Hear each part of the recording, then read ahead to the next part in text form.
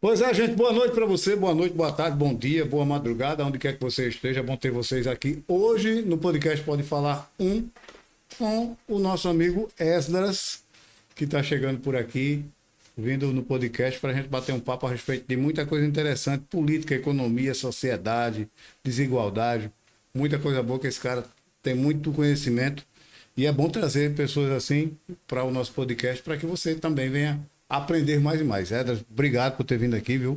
Eu que E agradeço pela aí, oportunidade. se apresente para a galera aí. Quem és tu?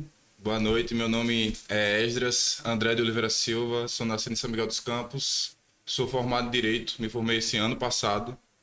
E eu e o Laranja a gente nos conhecemos na Crocantes, para quem é aqui de São Miguel sabe onde é, também na barbearia do Natan, Nosso patrocinador, Crocans. na barbearia do Natan, onde hoje praticamente todo mundo gosta de política, corta o cabelo lá e acaba indo lá, acaba discutindo temas como sobre a cidade, sobre o país, que o Natan gosta muito de conversar. E nessas discussões a gente acabou se encontrando, conversando e ele acabou me convidando para o podcast. É uma honra estar aqui.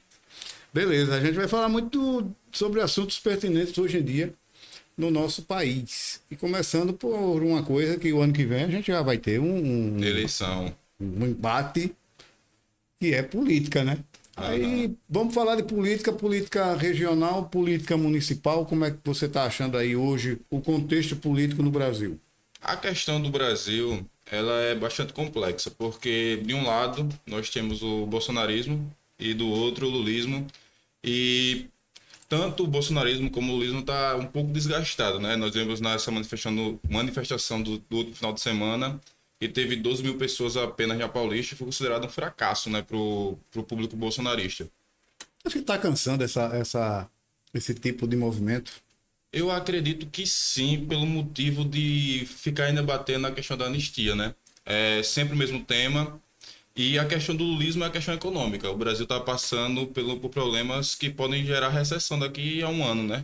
O estudo da Contadoria Geral da Câmara de Deputados indicou que em 2027 nós vamos ter mais gastos obrigatórios, vai ter chegado a 100% do gasto obrigatório. Por quê? O executivo ele tem dois gastos.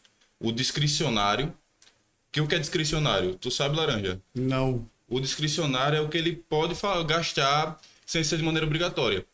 Por Por exemplo, exemplo, é uma verba que eu tenho, por exemplo, Pra eu tenho você. uma verba disponível para mim que eu posso gastar. Pronto, a empresa, eu tenho uma empresa aqui, Sim. eu recebo do meu O patrocínio. obrigatório seria o quê? A conta de água, a conta de luz, Certo.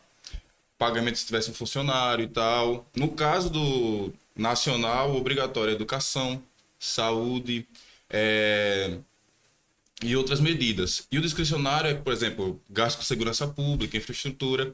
E esse cálculo demonstrou que em 2027 nós vamos bater os 100% do gasto obrigatório. Isso significa que não vai ter mais a possibilidade de gastos discricionários, o que pode gerar uma recessão. Mas uma pergunta que eu quero fazer para você. É a primeira vez no Brasil Recessão dessa maneira, sim. dessa maneira? Sim. Nunca houve em outro governo? Não. Nem na época do Collor. Porque na época do Collor foi hiperinflação, né? Ah, tá. Agora é a capacidade financeira do governo que vai estar completamente comprometida. Por quê? Porque o Lula, na PEC de transição, ele passou o arcabouço dele fiscal que dizia que todo ano deveria ter um aumento de 0,6%, no mínimo, baseado no valor anterior do último ano, né? Corrido. Isso não só corrigido pela inflação, mas corrigido pelo gasto real, mas pela inflação também. Então, a inflação mais 0,6%. E no decorrer dos anos, isso vai chegar em 2027, não vai ter mais essa mobilidade. Porque a atual porcentagem antes de Lula entrar, de gasto discricionário possível, era de 8%. Já nós temos um gasto obrigatório muito rígido. Isso também não é só para a União, não, também para o município. Se você for olhar o Tribunal de Contas aqui do Estado, ele deixa lá descrito o que é obrigatório e o que não é, despesa obrigatória. Aí, no caso, por exemplo, para os municípios aqui de Alagoas, tem Um mínimo, mínimo necessário para que educação, possa... 15%, saúde, tantos por cento. Aham. Tem os gastos obrigatórios. Tanto que se você tiver superávit de educação, tiver muito dinheiro de educação, você não pode alocar para a saúde. Isso é um problema da nossa Constituição. E é um problema até na questão agora das enchentes. Por exemplo, se tiver muito dinheiro disponível para a educação, o prefeito não pode pegar esse dinheiro e transferir para a infraestrutura para melhorar a questão do rio. É a questão da gente vai ver a pandemia aí. A gente volta para esse assunto. Aí na questão da pandemia, o dinheiro foi disponibilizado para os estados e municípios. É porque a pandemia foi um regime de exceção, né? Estado de sítio. Aí tudo bem, mas a gente sabe que nem todo o dinheiro chegou para ser usado devidamente, né? É porque na pandemia o STF e também o presidente declarou estado de sítio. Quando entra em estado de sítio, o teto de gasto disponível é liberado e também a União ela pode emitir títulos públicos, emitir dívida pública. Sabe o Tesouro Direto que o pessoal investe? Sei. Você está comprando a dívida pública do governo. Ali só é possível para quê? Para duas coisas. Para duas coisas não, para mais de duas coisas, mas principalmente para quê? Para investimento a longo prazo. Tipo, Petrobras vai comprar para ele comprar mais coisas para investir na Petrobras, um exemplo. Para investir em coisas de energia e também para quando tem problema problema de sítio, que tá o problema que não tá viável, que teve enchente, e no caso nosso foi doença. Calamidades, né? Calamidades públicas. Tem a calamidade pública e tem a calamidade da natureza também, que é no caso de enchentes. Queimadas, incêndios em floresta, que a Amazônia está pegando fogo. Quando você me convidou, a gente tava falando justamente da questão da enchente aqui em São Miguel, né? Porque eu moro no bairro Paraíso e é um bairro que é afetado. Você sente nos pés, começa nos pés, não é na pele, né? Mas a água esse ano ficou a 2 casas da minha casa. Eu dei uma caminhada pela praça de eventos e vi realmente a situação que estava ali, né? Porque a gente vê aonde é a margem do rio, no Muro de Arrimo, que é mais baixo, né? O rio tem, quando ele sobe, o volume dele é claro, mas ele fica mais baixo. E o bairro Mutirão e o terreno, Humberto Alves, são os mais assim afetados porque são de linha mais baixa. Isso. Mas aí a gente vê, nesse caso que a gente está falando da política, de dinheiro também, a sociedade sofre com tudo isso também. Aí você falou aí que em 2027 praticamente não vai ter. É a previsão. É uma previsão. A previsão é essa. E por isso que houve a tentativa agora do governo Lula de passar, aumentar, criar imposto para o IOF, que não existia, aumentar o imposto do IOF, no caso, criar imposto para o pessoal que investe na Bolsa de Valores, que não tem, que é zerado ali, para tentativa de arrecadar mais, para ver se consegue ter pagamento. Mas se vê tanto arrecadação que postaram agora até no negócio de Robin Hood, né? O cara Robin Hood, quem cara rouba lá para distribuir para os pobres. Mas o cara lá da Inglaterra é outro, né? A história dele é outra, totalmente diferente, que realmente o cara tinha uma linha com a flecha certeira e não flecha torta. Mas se em 2027, vamos lá para a análise. Sim. Se em 2027 não tiver dinheiro suficiente para suportar, ajudar educação, saúde. A educação vai ter porque é obrigatória. Agora, a segurança pública, por exemplo, que não é obrigatória, é um problema. Vai ser um problema muito sério. O que nós vimos no mundo, caso parecido, foi com a Grécia. Não sei se você lembra, né, acho que por volta de 2015, 2016, que a Grécia quebrou. Na Inglaterra também, viu, com segurança pública. Mas a Grécia ela quebrou tudo, o cofre público quebrou. E lá, a Suprema Corte lá decidiu por... Nós temos o direito, uma coisa chamada que é direito adquirido. Não sei se você já ouviu falar. Já. O direito adquirido basicamente é o quê? Você se aposentou, aquele direito é seu, nenhum governo pode tirar, ninguém pode tirar porque você adquiriu aquele direito. Exatamente. O que a corte grega fez? Você ganhava um salário mínimo, tinha aquele direito adquirido de aposentado, mas não tinha dinheiro. Ela cortou pela metade dos salários dos aposentados. Foi uma das soluções para começar a reerguer o país. Isso seria inédito no Brasil. Isso pode acontecer no Brasil. Pode, mas... É uma hipótese. É uma hipótese, mas o que está sendo mais pregado pelos deputados que eu acompanho, que tem uma linha mais técnica, é que seja trazido um teto de gasto novamente e tentar deixar esse dinheiro engessado brasileiro, que é com gastos discricionários e obrigatórios, diminuir a porcentagem dos obrigatórios por meio de PEC, antes da legislatura de 2027. Esse governo é o que mais gasta? Segundo os dados, sim. É o governo que mais gasta na história. Ele aumentou o gasto com a assistência social, aumentou o gasto com tudo, praticamente, só que o desempenho é muito baixo, né? Quer dizer, gasta muito, mas o retorno é pouco. É pouco. E, se eu não me engano, eu vi uma matéria há uns meses atrás, na época eu até estava escrevendo até um artigo, porque eu tenho vontade de fazer mestrado e tem que produzir artigo científico. E que 12 estados, se eu não me engano, do Brasil, hoje tem mais pessoas com Bolsa Família do que CLT, né? do seu estado. Significa que tem mais gente sugando capital do que contribuindo, né? Trabalhando. A Bolsa Família, ela é uma, vamos dizer assim, um interponto de criar pessoas que não querem trabalhar. Rapaz, Por quê? Eu estava vendo uns vídeos Sim. no Instagram, que eu curto muito Instagram. Também curto alguns jornais, que até jornais falando a respeito disso, né? Que Bolsa Família e outras ajudas sim, governamentais atrapalham muito na hora da empresa contratar, porque o cara não quer ir Não quer para perder. receber um salário, Eu já ouvi mas empresários quer ficar em comentando. casa recebendo um salário. A ideia é boa. A ideia ela é baseada dos vouchers que tem na Bélgica. A Bélgica tem esse tipo de voucher, que é o quê? Você dá a capacidade financeira para quem não tem e ele gasta aquilo no mercado. Só que o problema do Brasil atual é que hoje, se você começa a trabalhar, você perde o Bolsa Família. Não é uma coisa gradual, é automática. Então, para algumas pessoas que têm uma baixa educação, que é outro problema do Brasil, que é a baixa escolaridade, e até o analfabetismo, que é muito alto no Brasil, é que as pessoas não querem trabalhar porque acham mais viável estar com Bolsa Família e fazer bico. Então acaba ganhando mais, agora tem um pé de meia e tal. Todas as contribuições fazem que a pessoa queira que o seu filho continue estudando e tal, ali vai arrecadando dessa maneira, mas Então, não gente, trabalha. nós vemos o seguinte. Mas a ideia Se com nós premissa é muito tivéssemos, se boa. nós tivéssemos num país em alto desenvolvimento, é uma coisa que eu creio, e vejo muitos países aí, nem tudo é perfeito, mas se tivesse mais empregos, aí a gente está falando de sociedade, Aham. né? Se a sociedade que não é muito bem instruída e também muito bem abraçada em termos de trabalho, tivesse um trabalho, uma função para trabalhar que fosse bem remunerado, isso não aconteceria, né? Então, mas eu acredito que o problema do Brasil, como um todo, ele é estrutural. A nossa Constituição, ela é feita de uma maneira para dar errado.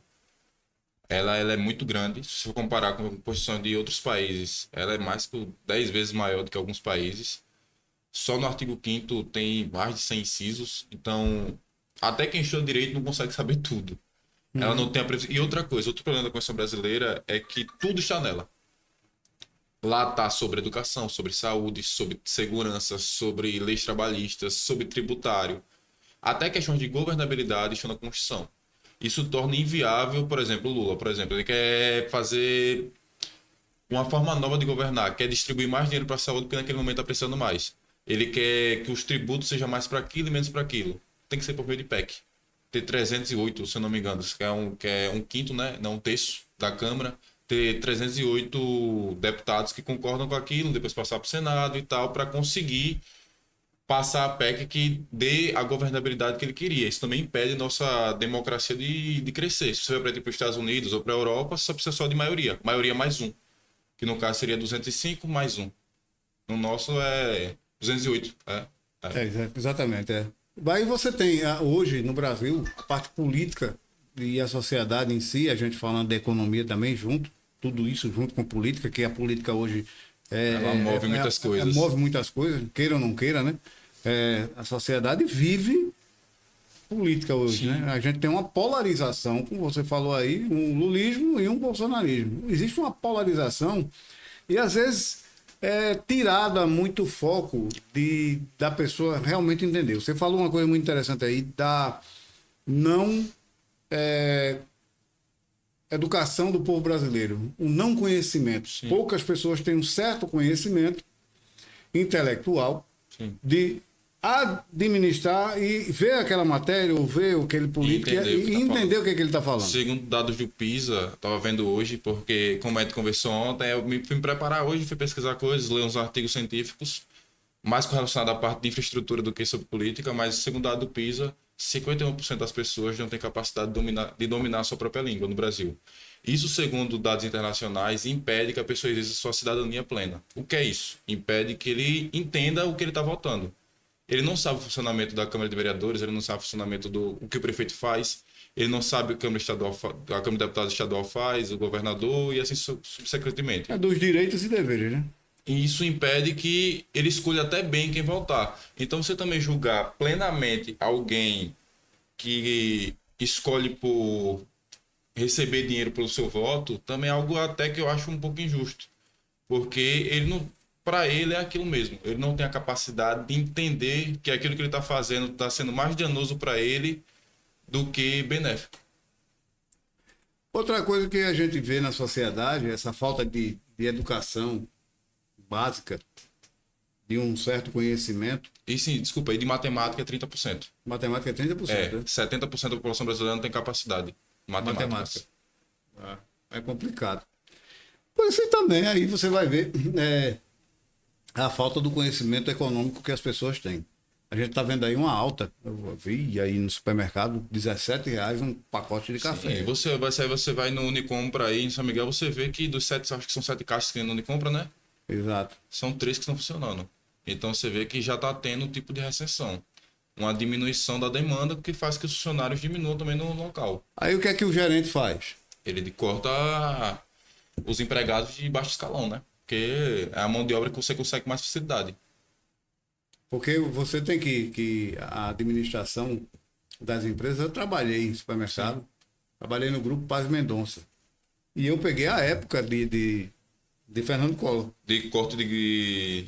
que fazia o Só corte que de número, aí, né? Cortava o só número. que aí a gente viveu ali o FII, né? E a gente vê esse trabalho todo, que é um flamenguista, graças a Deus. A gente vê esse embasamento todo, quando eu trabalhei lá, meu amigo, quando chegava a mercadoria, o povo pulava em cima, tipo Por conta da hiperinflação. piranha quando vê água, Sim. o sangue na água, né? É porque, para quem não está entendendo, na época, a inflação era tão alta que o preço de manhã era um valor e a noite era outro. Era de manhã, tarde e à noite. Ia variando, porque a inflação era tão alta. E eu acho que as pessoas não sabem nem o que é inflação. Inflação, sabe a definição de inflação? Não. Inflação. Eu sei, mas eu quero que ele diga. Inflação é a expansão da oferta monetária. O que é isso? Você imprime mais dinheiro, só que a demanda pelo aquele dinheiro é pequena. É aquela lei que todo mundo fala, né? Da oferta, da demanda, né? A procura por dinheiro é pouca, só que a oferta de dinheiro é muita, então o dinheiro desvaloriza.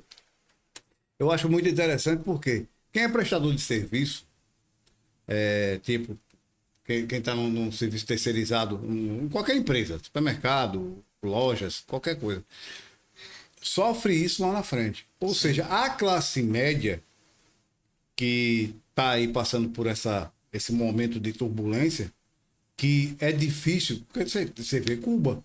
Sim. Né? Cuba é o extremo, né? Cuba chegou a um ponto que a volta é muito complicada, é derrubar um regime, né, ditatorial. O Brasil, com todos os defeitos que nós temos, ainda é uma democracia. Então, nós temos uma capacidade de voltar a outro tipo de política muito mais fácil. E você vê lá, as pessoas só têm autoridade assim de comprar um ovo. Um, dois. Um para mim e um para minha esposa. A esposa compra um para ela e um para o marido. Lá tem o mercado negro também, né? Que normalmente turistas deixam dólares lá para doar para o povo, e o povo compra no mercado negro. Como também acontecia também na época da hiperinflação no Brasil, que tinha gente que vendia carne fora dos mercados com outro tipo de preço, né?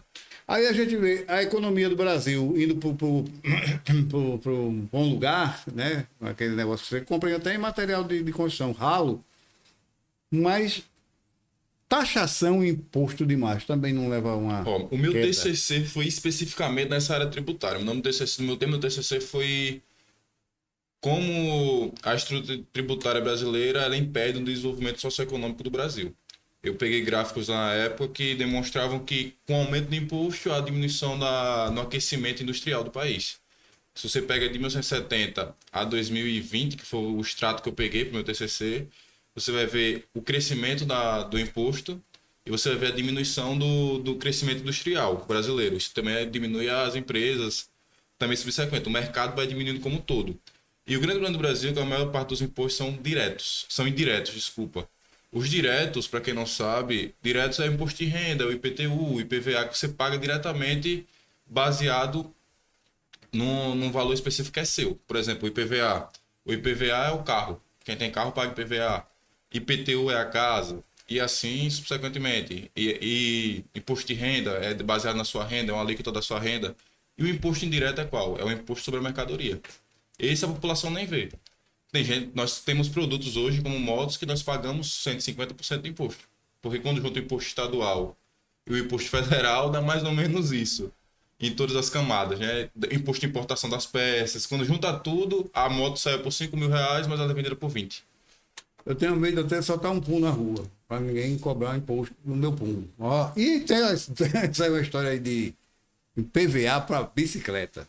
Isso aí eu não vi, mas eu vi a resenha só no Instagram, não tô acompanhando. Daqui a pouco vão taxar até os burros. Mas essa é a questão que eu disse, orçamentária. Como o orçamento está muito restrito, Tem que pegar dinheiro de todo jeito. lugar.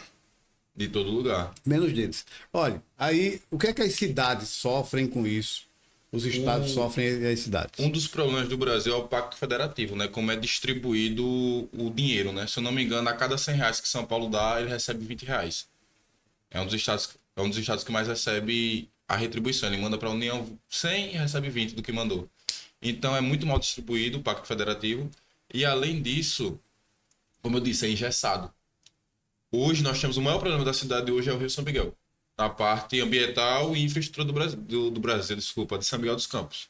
Que eu vejo. Não, pode colocar do Brasil, porque são muitas cidades que passam por isso. Que né? passam por isso. Só que ele não pode realocar parte do dinheiro da educação que está parado, ele tem que gastar, e ainda é obrigado a gastar, porque se ele não gastar é crime de responsabilidade. Sabia disso? Se ele não gastar aquele valor lá, ele ainda é taxado como irresponsável. Sendo que ele poderia pegar aquele valor, por exemplo, tá com problema de segurança, investir em câmeras, tá com problema de educação, comprar computadores para educação, não. O dinheiro da saúde tem que ser gastado com a saúde. E nós sabemos que hoje a saúde também é um problema, mas o Rio causa danos anuais imensos. Esse ano não foi em todos os bairros atingidos, mas o pessoal de Mutirão provavelmente perdeu algum bem, né? E é algo muito triste.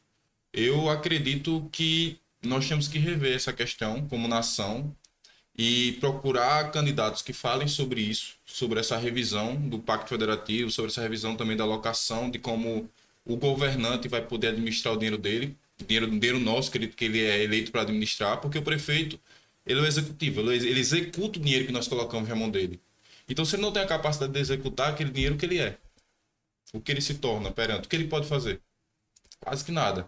Então, culpar apenas, no caso do nosso atual prefeito George, também é injusto. Claro que também tem a parcela de culpa porque ele é nosso representante, mas é injusto culpá-lo como todo porque o sistema não favorece a uma governabilidade melhor dele. Tem até um caso engraçado no interior de São Paulo. Um prefeito ele foi punido por dano ao erário público porque ele tinha um problema de pavimentação em frente à escola.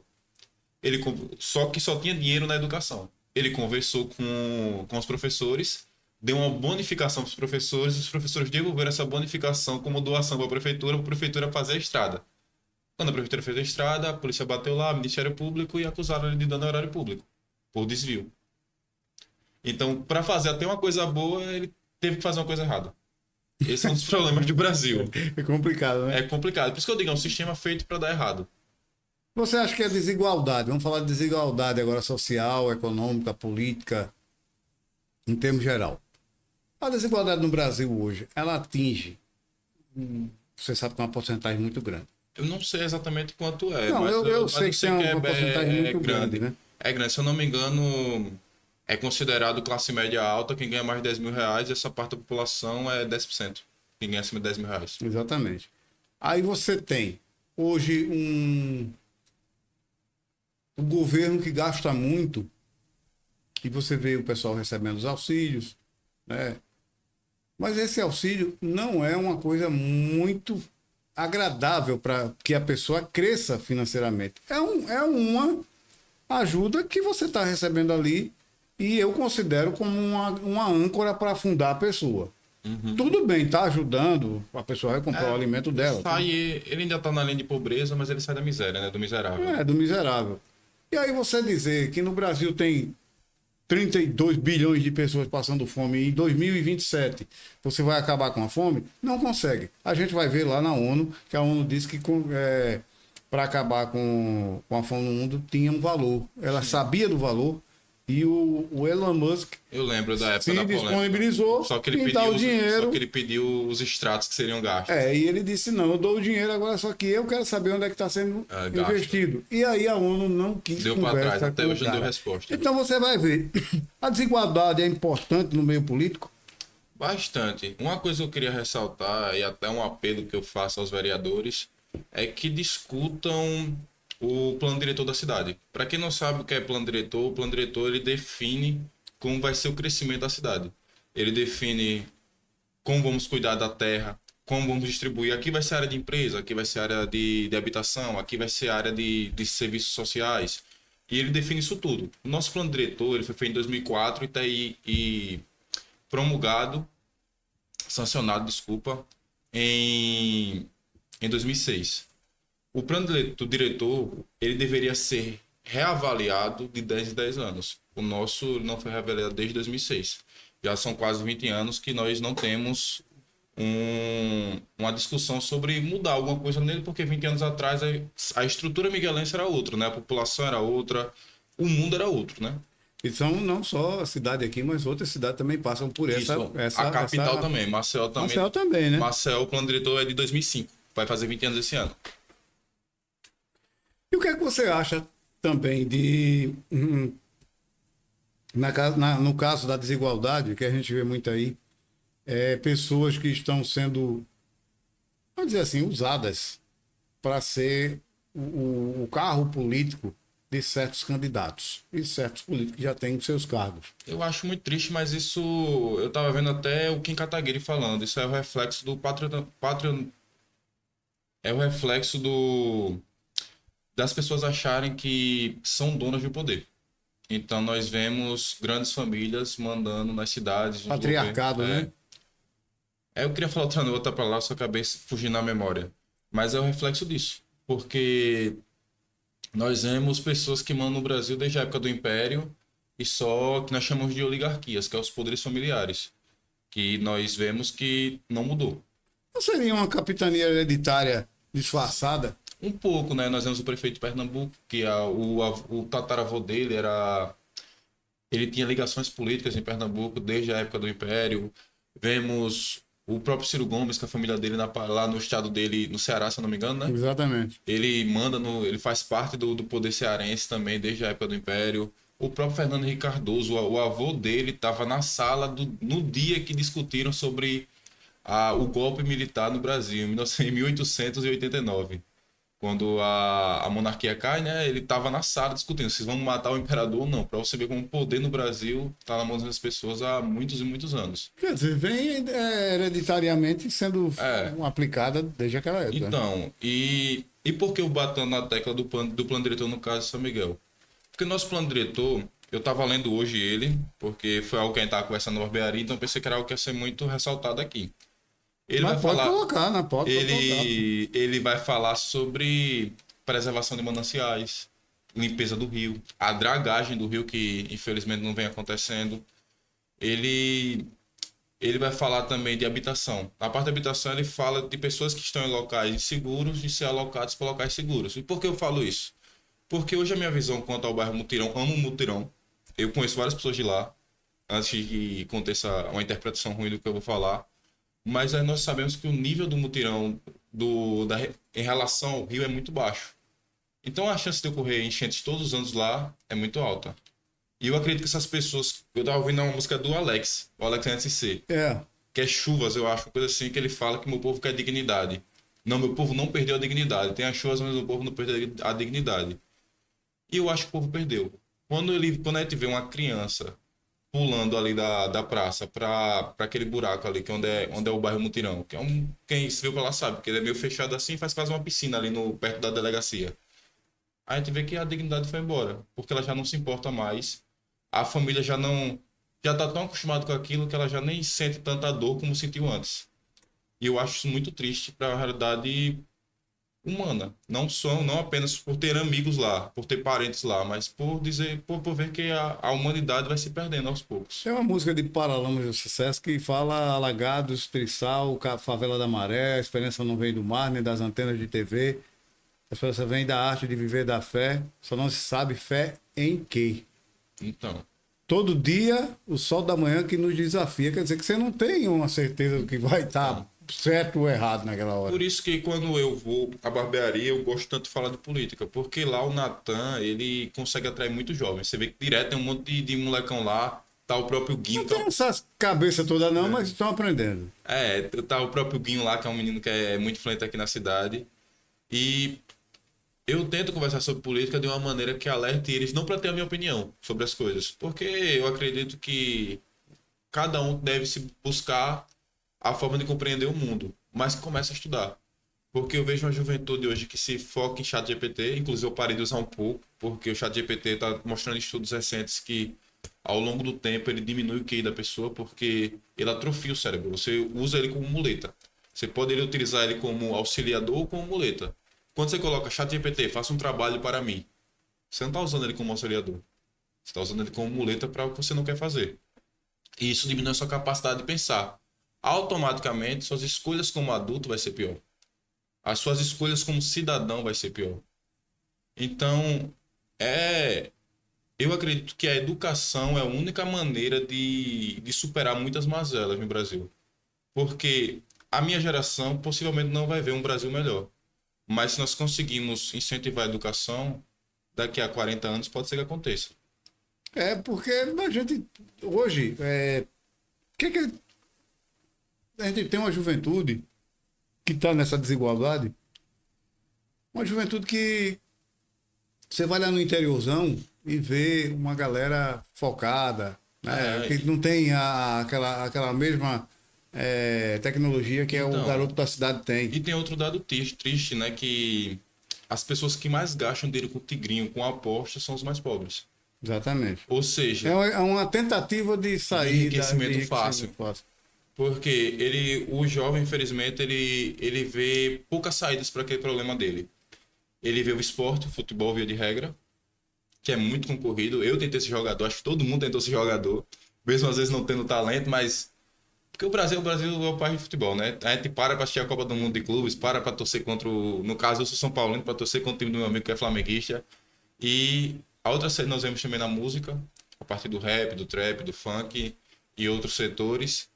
E as apostas, infelizmente, é pior que as E drogas. tem também, É a criminalidade, né? Nessa área que você está falando aí, tem também uma coisa que é muito interessante, que as músicas hoje, elas levam também a um conhecimento psicológico de que certas coisas podem ser feitas, no caso de uso de ilícitos, Sim. que tá tudo beleza, você pode usar, você pode chapar um pouco, que você vai ficar de boa. Aí você vê hoje muitos jovens morrendo. Então, Uma desigualdade também tremenda. Então, o que a gente vê também com o avanço dos celulares, da internet, das redes sociais, é uma questão psicológica, né? Nós perdemos o senso de propósito. Eu acredito que na sua época o seu propósito era o quê? Era casar, construir sua casa, ter seu carro e ter seus filhos. Provavelmente era esse. Hoje, como nós temos um senso comparativo muito grande, um menino que está, por exemplo, no meu bairro, no Paraíso, ele não quer estudar pra caramba, ir pra faculdade, sair, ganhar 2 salários, que é a média de quem sai da faculdade sai ganhando isso. Eu, pelo menos, eu vejo que é isso. Mas meus amigos estão nessa média.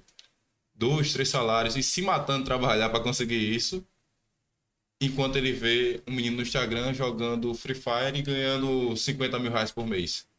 Então ele acha que o mundo é isso aqui. E a educação fica cada vez mais longe.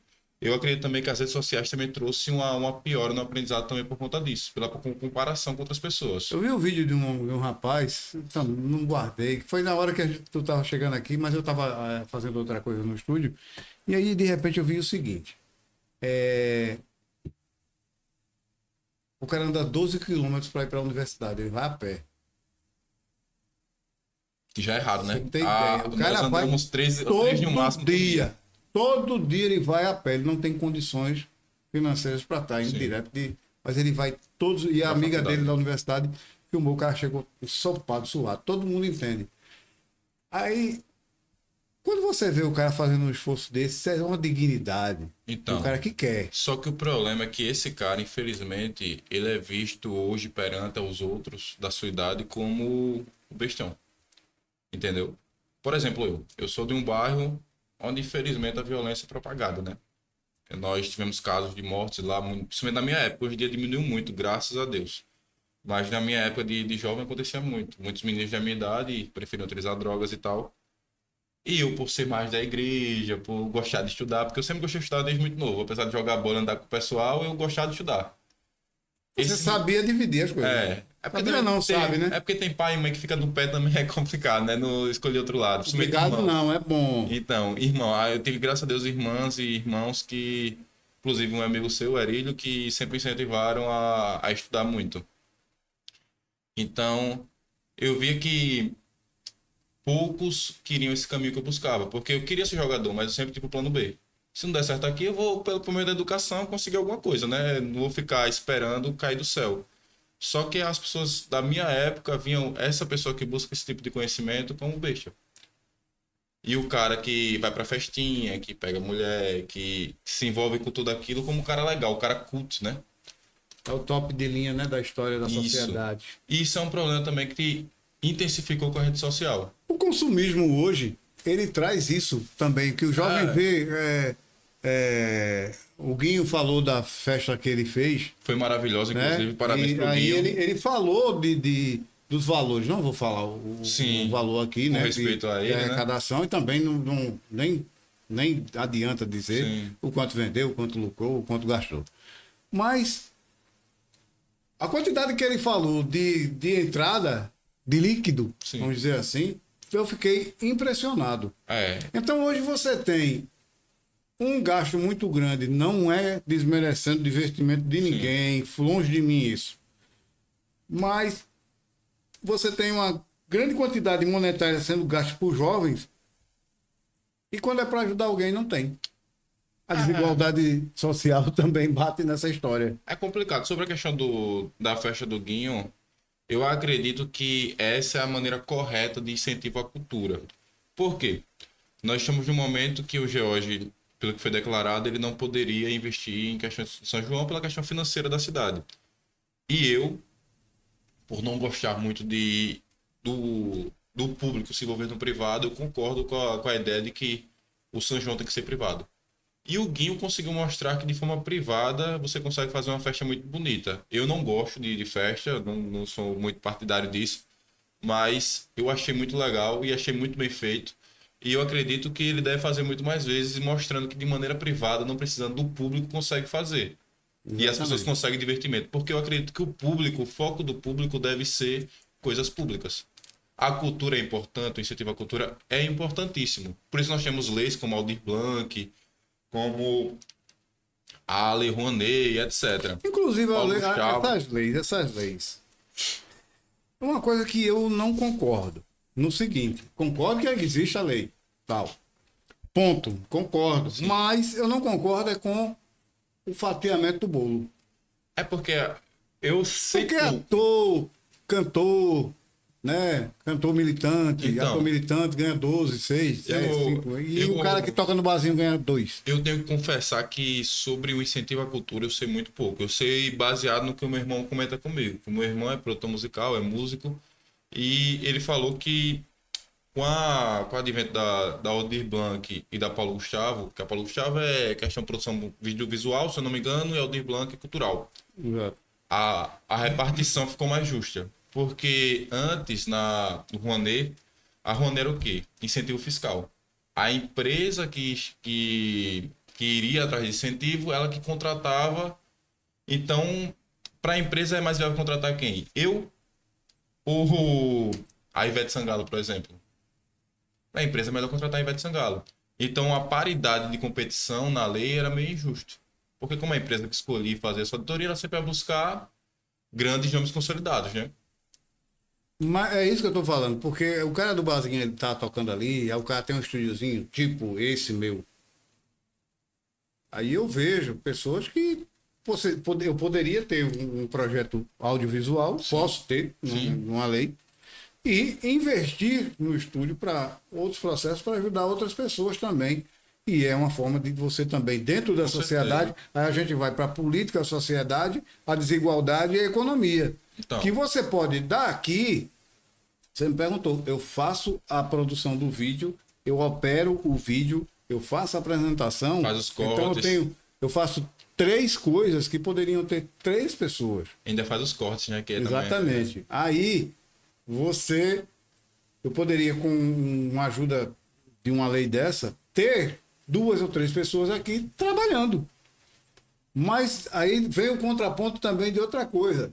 Patrocínio que o comércio também, a gente vai entender Sim. que a gente falou aqui numa certa recessão, Dá dificuldade. já dá uma segurada, porque a gente tem que entender também que o cara lá também já está segurando as Com contas. certeza, porque na questão do comércio, a taxa de juros ela está crescendo todo ano. Todo mês, o Lula dizia que era por conta do antigo presidente da Casa da Moeda, né? Mas a gente vê que não é por conta do antigo. Agora é o Galípolo, né? É, que foi o Lula que Nome romano. Mas Galípolo não é o nome daquela banda lá de Roma. Quando deve ser Roma ou Grécia, algo assim. O bicho pegando. Galípolo é romano. É romano? É, eu tô pesquisando. Imperador? Era por aí, Galípolo. Aí ele também aumentou a taxa de juros. Não sei quanto tá a taxa de juros atual, mas que eu vi estava em 15%. 15%. Ainda tá 15%? É uma tacada da desgraça. Então, estando 15%, querendo ou não, o empréstimo fica mais caro, né, para esse comerciante. Nós sabemos que o comerciante não é via de regra, mas muitos operam no reinvestimento, né? Ele pega um empréstimo, investe, aí reinveste, fica nessa, né? E com juros tão altos, fica difícil ficar nessa. Que, inclusive, até o presidente do Flamengo, né, o BAP, falou a respeito disso lá nos Estados Unidos. Uma pessoa perguntou a ele da construção do estádio do Flamengo. Ele disse: eu não vou construir. Eles querem um projeto de 50 anos, eu vi. Eu não vou construir um estádio pagando juro absurdo. Porque aí eu vou tirar do time. E hoje a mina de ouro do Flamengo é o time. Sim. Que cada conquista, que cada vitória, que cada partida entra dinheiro. Sim, e é importante salientar que o porquê a taxa de juros está alta. A taxa de juros ela é para controlar a inflação. Por quê? A inflação é a desvalorização da moeda. Para deixar ela atrativa, que as pessoas queiram ter, o retorno dela tem que ser maior. O que os juros é? Eu investi R$1, eu vou receber 15, que aí no caso seria 15% a mais. No final do ano, né? Que seria mais ou menos isso. 100% receber mais de 150% a mais de 1.500% a mais. Isso dá atratividade para a moeda e controla a inflação. E o que causa a inflação estar tão ruim é o pagamento de dívida. No meu TCC, na época, eu também coloquei isso. A dívida brasileira é muito alta e o nosso modelo tributário foi construído dessa maneira na época do Fernando Henrique Cardoso para tentar estabilizar a moeda, que era uma das bases do tripé econômico, era pagamento de dívida. Por quê? Porque a dívida brasileira, assim, após a redemocratização em 88, quando nós temos a Constituição e tal, nós criamos uma Constituição que ela paga todo mundo. Todo mundo tem direito à casa, todo mundo tem direito à moradia, todo mundo tem direito à educação. E ter direito, alguém tem que pagar no final do dia, né? Nada é de graça. Nós sabemos disso. O que gerou uma dívida muito grande e também nós já vimos a década perdida, que é dos anos 80, que é considerada a década perdida no Brasil, para quem estuda história. Mas a hiperinflação do Collor teve que gerar o Plano Real, que foi a solução. E os outros países, o FMI, ele só queria emprestar dinheiro para o Brasil se nós garantíssemos de alguma maneira que ia haver o pagamento. E uma das garantias foi: a maior tributação do Brasil vai ser sobre produtos. Porque aí o Brasil não tem como dizer que não está tendo arrecadação. Porque se fosse sobre a renda tem que ter investigação. Por exemplo, eu, no caso, vou pagar imposto de renda X. O governo tem que mandar para mim investigar e tem que mandar um período de réplica para mim, de defesa, para me dizer, ó, eu ganho isso ou não. A declaração de imposto de renda é isso. O governo dizendo que você ganha X e você declarando que ganha X ou não. Então, muita gente consegue sonegar nesse vai e volta. E uma das garantias do FMI foi: como tem a possibilidade de sonegação maior nesse modelo direto, nós vamos para o modelo indireto. É uma frase de Luiz Inácio Lula da Silva, atual mandatário desta república chamada Brasil, foi: se o Bolsonaro agrada os empresários, nós vamos desagradar. É uma frase complicada. É complicada. Mas aí eu estou colocando essa frase porque aí a gente está vivendo agora. Essas intromissões do nosso querido presidente Luiz Inácio, em termos de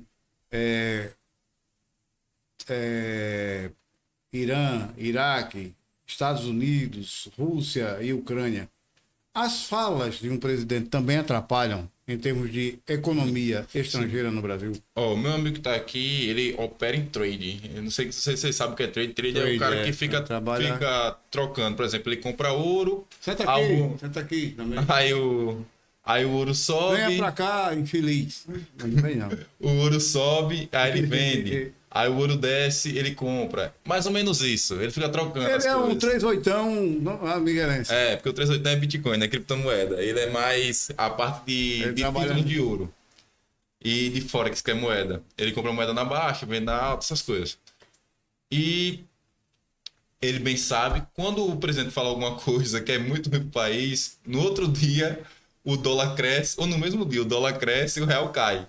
Aí ele gosta porque ele compra, né? Ele compra e vende, mas para a população em geral isso é ruim.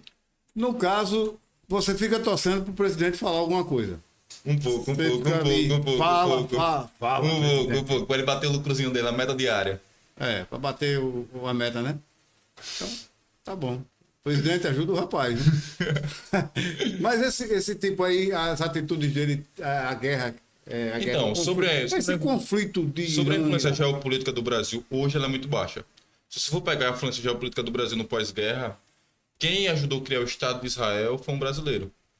Entendeu? E quem fez o Porto do Recife foram os judeus. Isso eu não sabia. Aí expulsaram os judeus daqui do Nordeste, eles foram para os Estados Unidos e fizeram uma cidade chamada Nova York.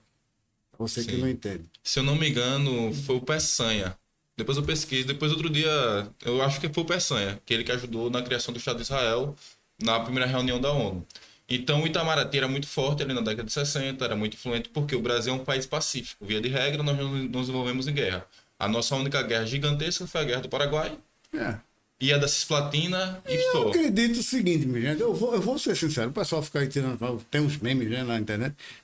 Você acha que a Rússia que é aliada do Brasil, você acha que os Estados Unidos vai se preocupar em mandar um míssil que custa 10 milhões de dólares para atingir o Brasil? Os caras não estão nem aí, eles pensam que o Brasil é lá perto da Guatemala. Não. Eu só acredito, por exemplo, que hoje, com o avanço chinês, a única preocupação dos Estados Unidos é manter o Brasil como um país satélite, que desde os anos 60 o Brasil é um país satélite dos Estados Unidos. Mas em questões de falas presidenciais, ele sabe que o Lula pode ser que nem venha para a reeleição na próxima eleição, porque eu já ouvi boatos. Duvido que ele não venha. Eu já ouvi boatos. Ele vai ser candidato nessa eleição, vai ser eleito, vai ser candidato na outra, eleito. Ele disse que vai viver 120 anos. Eu já ouvi deputados falando que ele está com medo de perder a eleição porque a rejeição está muito alta. Tu acha que o Lula vai perder a eleição? Eu não sei, isso aí é o que eu acho que ele está eleito, e olha que eu sou um cara que não voto nele. Aí não é uma opinião minha, né? É uma opinião de pessoas que estão lá. Eu duvido. E ele tá com medo de perder e principalmente com medo de imitar o que o Bolsonaro fez. O Bolsonaro é um presidente da história que não conseguiu ser reeleito. É como o nosso ex-prefeito aqui, que foi o primeiro da história que não conseguiu reeleição. Porque no modelo que nós temos hoje, ele é perfeito para reeleição. Quem tem a máquina pública, via de regra, tem a maior capacidade de ser reeleito. Então ele não quer ter essa mácula na história dele. Fora os problemas de saúde. Nós sabemos que ano passado ele teve uma queda no banheiro e tal. E o Bolsonaro também é outro, só vive no SUS. E o Bolsonaro, que nós também sabemos, baseado em informações que eu não tenho esse acesso todo, mas que a gente vê na internet, é que ele também pode estar fazendo um acordo para não ser preso, mas como parte do acordo ele não vir também para presidente. E a saúde dele também já está debilitada também. Parece que vai passar por outro cirurgia? Procedimento. A facada foi algo muito forte, né? Porque tem gente que diz que foi fake, mas porque toma uma facada para você ver o que é bom.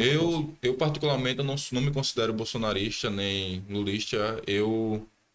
Todas as minhas convicções políticas e tal vieram de estudo, da parte acadêmica. Então, eu não vejo o Bolsonaro alinhado com o que eu acredito de conservadorismo e nem alinhado com o que eu acredito de liberalismo econômico.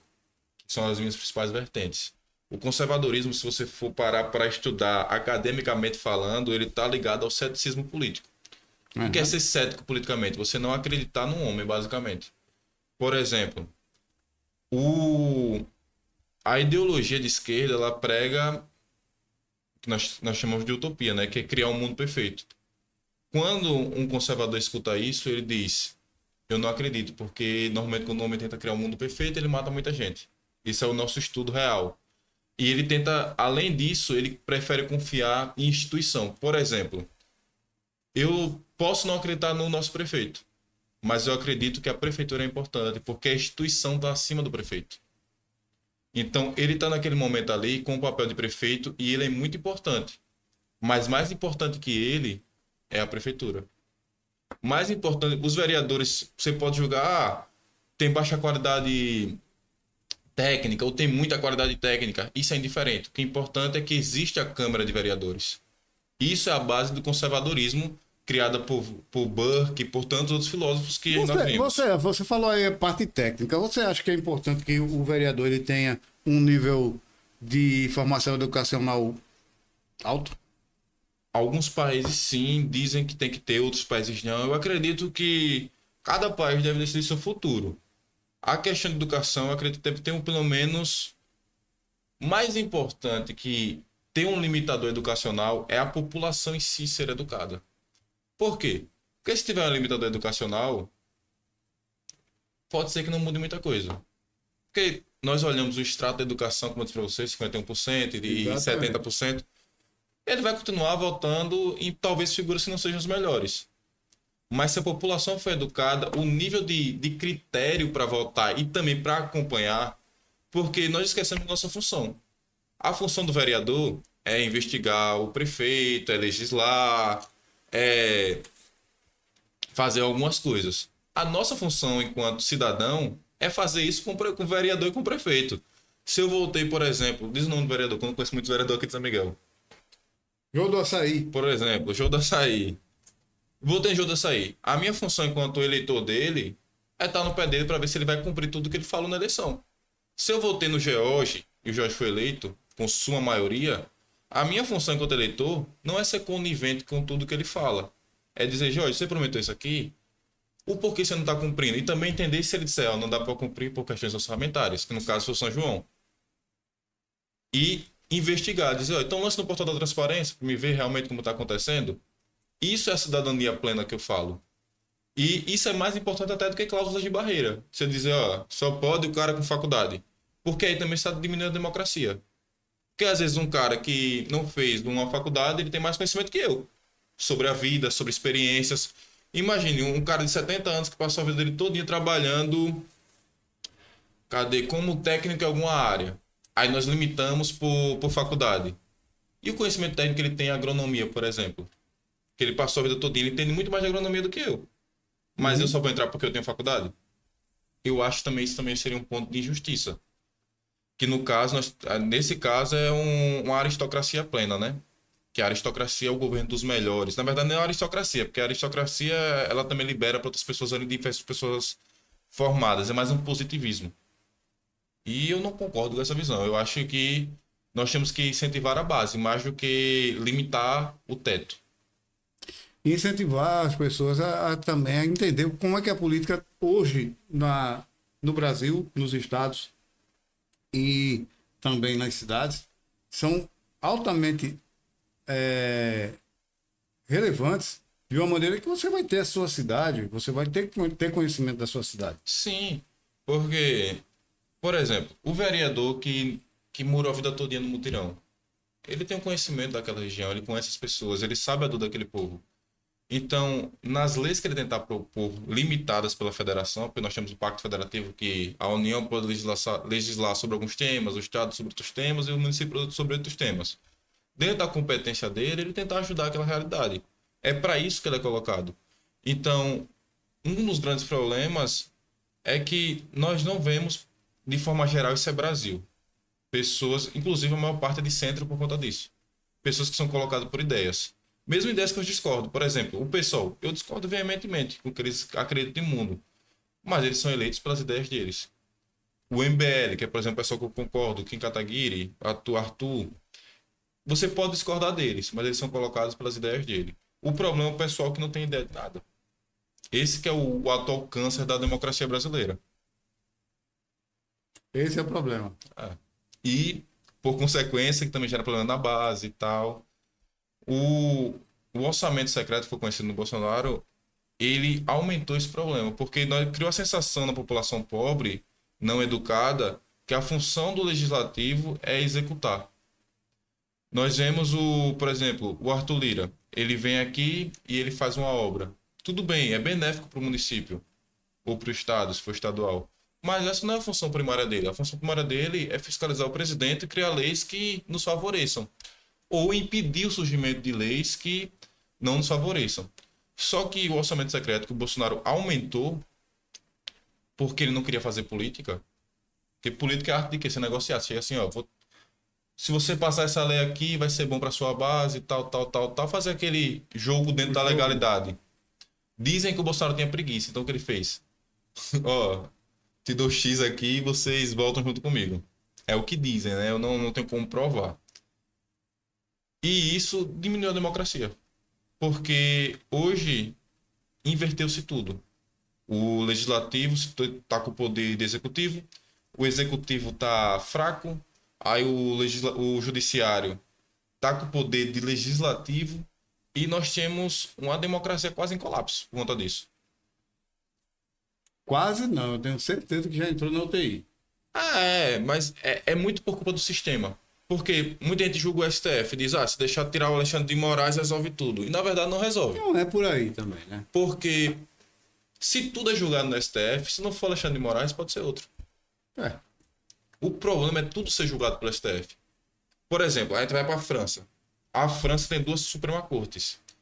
Porque a França também tem foro privilegiado. Os Estados Unidos não tem, por exemplo. É. Os Estados Unidos, se eu enquanto... China também não tem foro porque a privilegiado. China é um caso à parte, né? Eu, enquanto presidente, se eu cometer algum crime, eu vou ser julgado no primeiro grau. Para quem não entende justiça, primeiro grau, primeira instância. Igual você tá com problema de alimentos. Você vai para onde? Para o juiz de primeiro grau. No caso do crime de responsabilidade, o presidente seria julgado no primeiro grau. No federal, né, no caso, né? E o presidente não. No Brasil ele é julgado pelo STF. Isso gera um grande problema, porque gera uma dependência muito grande entre eles.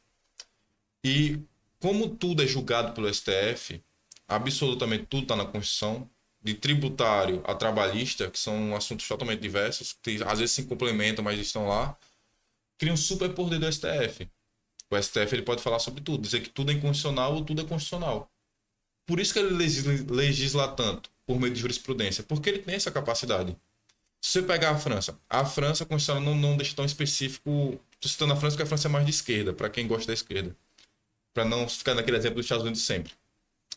A França, a Constituição é menor e ela tem uma corte para julgar crimes de deputados, no caso lá é parlamentarismo.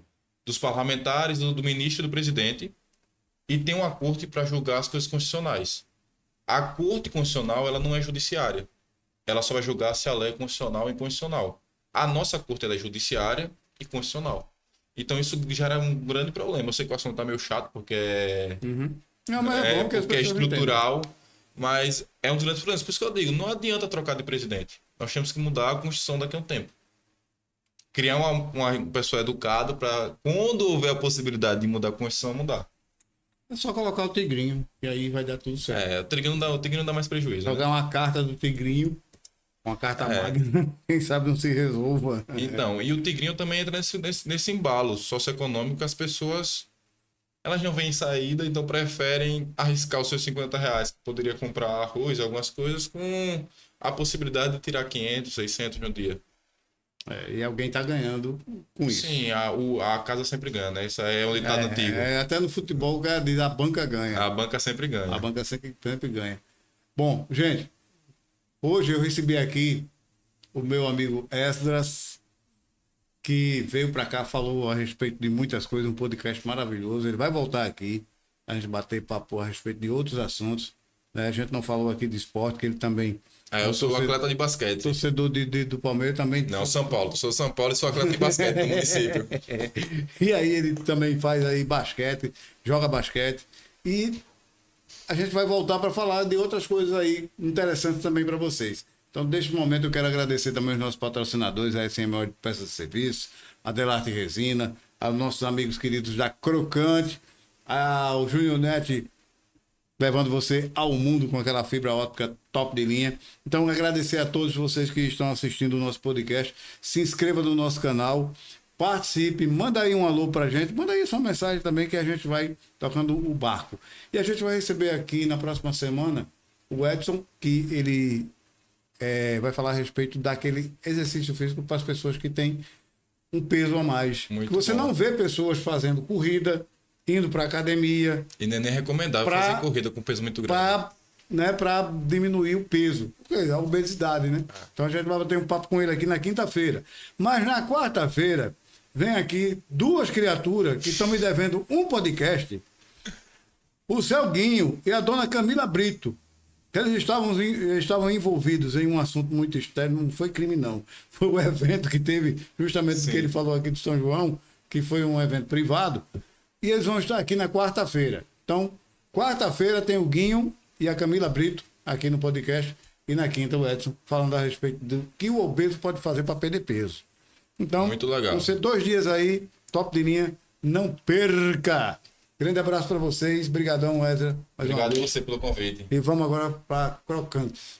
Aí é bom, comer um pastelzinho. Beleza, grande abraço, gente. Valeu.